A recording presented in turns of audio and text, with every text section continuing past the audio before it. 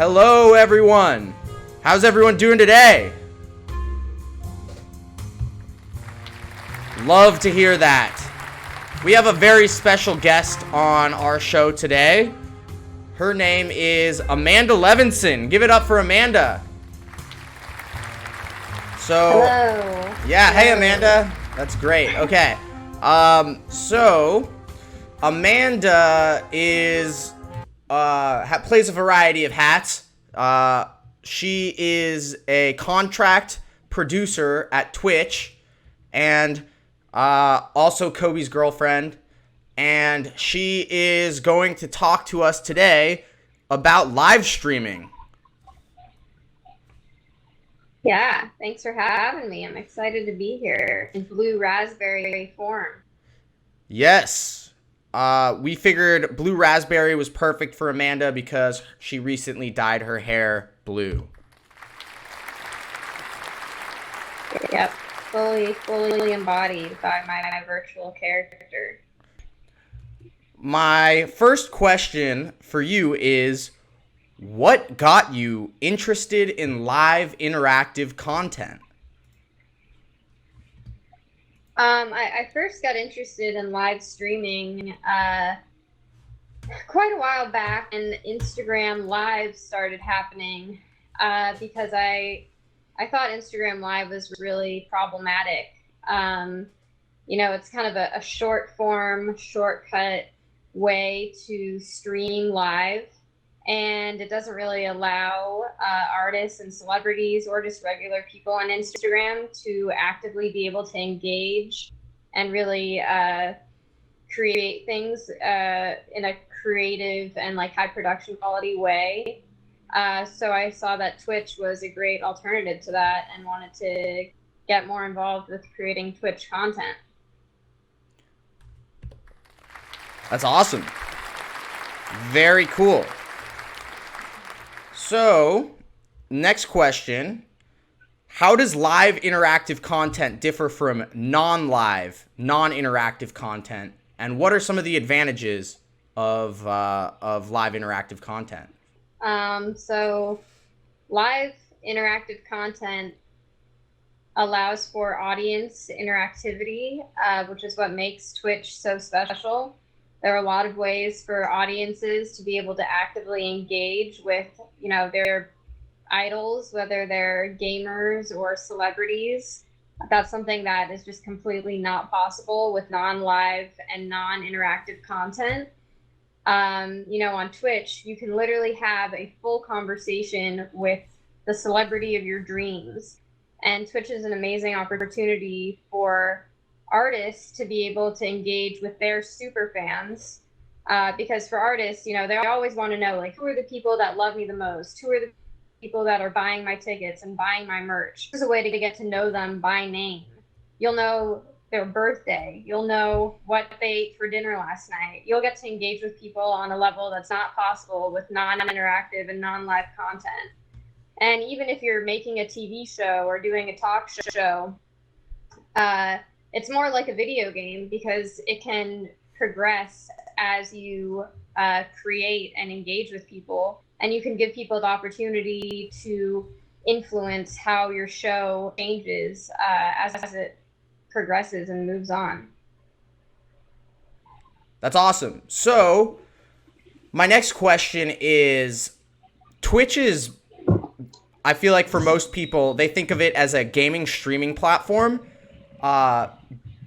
What do you think about non-gaming Twitch content? I think it's awesome. There's a ton of non-gaming Twitch content. You just have to spend time looking for it, but it's really easy to find. If you go on the Twitch website, there are a ton of different categories, such as music, performing arts, crafts, cooking, and there's a whole category called just chatting. And just chatting is really cool because it's actually created a whole new category of modern television where one person, the person who's live and on video, can do an entire show. It could be 1 hour, it could be 5 hours, where all they do is talk to chat. they're literally actively engaging and talking to chat, a live chat room, and the chat room, all its only purpose is to serve this person. So it's actually created an entirely new form of television that people love. Totally. Just chatting is really, really cool. So that's really interesting. So this is kind of also an example of a, live, live kind of just chatting show like you were just talking about. What do you think specifically of live animation on Twitch? I think live animation is awesome and has a ton of potential if someone can figure out an easy way to do it. There's a really cool account called Tom Thinks that has, slightly more complex animation, but it's not remote. What makes this show different is that you and I are in different places right now. You could bring someone in, from the other side of the world, which I think is really special about this. I don't think Tom Thinks would be able to have a random person do live animation on their show. I think you have to physically be in that room. So that adds a really cool element that you can do this. But I definitely would not call this just chatting. Like, technically, this would be in the just chatting category. But just chatting would mean that there are tons of people in chat asking around talking to them. But you're not really talking to anyone in chat. So this would not be that's not the format I was talking about. Well, we have Belinda, your mother, in chat. Shout out, Belinda. Yeah, if you have questions. Yeah, chat. So another really cool thing that I've seen a lot of on Twitch has been music. So what do you think of the future of musical concerts being live streamed on Twitch? And do you think that those have the potential to be comparably entertaining, considering how, because of COVID, a lot of this kind of stuff is going to have to be remote? What do you think about live music on Twitch, Amanda? I think live music on Twitch is awesome. At this point, I think most people have attended a Twitch concert of some sort. I think that anyone who has actually attended one, especially one that takes, like a couple hours, more like a festival type setting, I think you can still get that euphoric feeling of attending a live show. I definitely have had it, specifically through Open Pit, which is an amazing creative production company that puts on music festivals inside Minecraft. So you can either participate by having a Minecraft account and Super going to cool a show stuff. in the game. Super cool. Or you can just watch live on Twitch and participate by typing in chat. Totally. Yeah, totally. But yeah, I think it's really fun. Yeah, I've also seen some cool concerts that you've put on, and just chatting streams with people, which actually brings us to a question from Belinda. Like, who are some of the celebrities that you can find on Twitch? There are a lot of celebrities on Twitch. A lot of artists. T-Pain, Post Malone, Mark Hoppus from Blink-182, Mike Shinoda, Linkin Park. I'm trying to think if there are any actors or actresses on. I'm pretty sure Joe Jonas or maybe Nick does gaming. A lot of celebrities just game. They're not necessarily doing their actual craft. Totally. Trying to think. Twitch has a ton of its own celebrities. They're awesome. Twitch has its whole own universe of celebrities that have nothing to do with movies or music. They're people that are on Twitch alone. That's awesome. So that kind of brings us to the next question that I kind of had for you, which was, besides music and gaming, what other types of content do you think would work really well in a live streaming setting or context? Literally anything you want. There's a whole thing on Twitch called extensions, which is just basically like the same as an app. And there's basically an extension store on Twitch where you can download different extensions to try. And by downloading a polling extension, you can basically turn any stream into a choose your own adventure stream, and you can actually let chat actually decide what you do for you. So whether you're cooking or painting or walking down the street, chat can vote on whether you turn left or right, or whether you make chocolate or vanilla cake, or what color paint you use. You can literally do anything you want. And there's always a way to make it interactive and let chat sort of dictate how things are going to go for you. So generally, would you say that the more involved chat is, the more effective the show is? I mean, if you're looking to have high engagement, I would say yes. And most people are looking for high engagement because, most people are on Twitch to make money. And the only way to make money is to have followers. And the only way to have subscribers is to have followers who like you enough to want to pay you. So, you have to incentivize people to want to be a part of your stream. And I definitely wouldn't say that everyone makes it interactive. But it's so easy to do, and it really, makes fans happy. So it makes sense. Yeah, definitely. And so what advice would you have for someone interested in starting to stream on Twitch? I would say invest in good streaming equipment. Get a green screen, get a good microphone, get a good webcam. Really figure out what you want your channel to be. Try to streamline the way that it looks. Build out your about section. Add buttons and links to send people to where you want them to go and anything they need to know about you.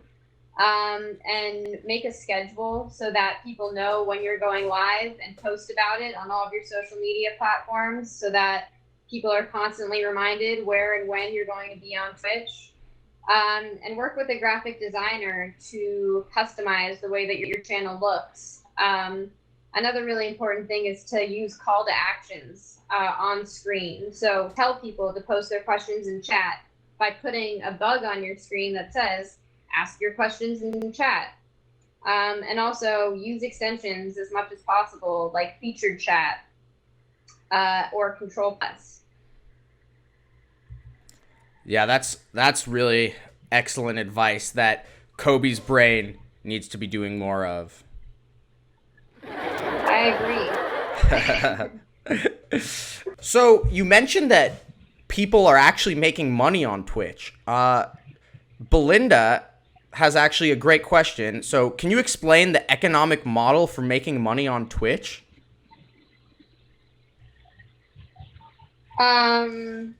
Yeah, once you stream a certain number of hours and average a certain number of viewers, you will reach affiliate status, which allows people to subscribe to your channel. And a monthly subscription is $4.99 a month. And it kind of works like Uber. The streamer gets some of the money and some of the money goes to Twitch. So, if you have a lot of subscribers, that money really adds up. And subscribers get a lot of perks by subscribing to your channel, that you can do subscriber-only streams, subscriber-only chat, where you have to subscribe in order to be able to type in chat. And then you can also make custom emotes, which is like the Twitch word for emoji. So, for example, if you made custom emotes, you could do an emote that looks like Coby's brain, and then people could have their own sticker that they use in chat. That'd be pretty cool, so they could right? Put that in your chat, or they could, and you could put it in anyone's chat. So they could go on, some famous person's page and go and talk in their chat and start using your emotes there. And then if people like what the emotes look like and they're like, hey, I want to be able to, they might subscribe to you so that they can use them too. Very interesting. Yeah, so what advantages would you say, because I know there's a lot of different live streaming options, like Instagram, TikTok, or Facebook, what advantages would you say Twitch has over some of the other ways that you can go about live streaming? I mean, Instagram and TikTok, it's it's really difficult to actually have conversations with people through those chats. Like, I'm sure you've seen plenty of people on Instagram Live, and it's just like the celebrity like awkwardly staring at the screen and like laughing, and then they'll like respond to something they saw like a minute after it was said. You know, like it's not a great way to actually like cultivate conversations. And I don't know anything about Facebook. I have never seen anyone go live on Facebook or use that. Nice. So, But you know, Twitch is the only place where you only go to Twitch to do one thing. You know, Facebook, there are a lot of reasons you might be there. Instagram, there are a lot of reasons you might be there. But people are coming to Twitch for live streams, and I think that means a lot. yeah, I mean, it's awesome. So there's a reason why we're here. Yep, exactly. We love Twitch. Go Twitch.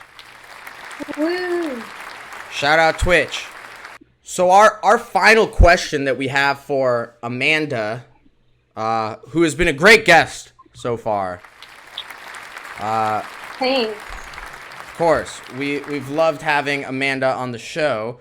Our final question for today's interview is if you could predict the future of live interactive content, how do you see it changing from now? I mean, I think it's just going to be more heavily adopted.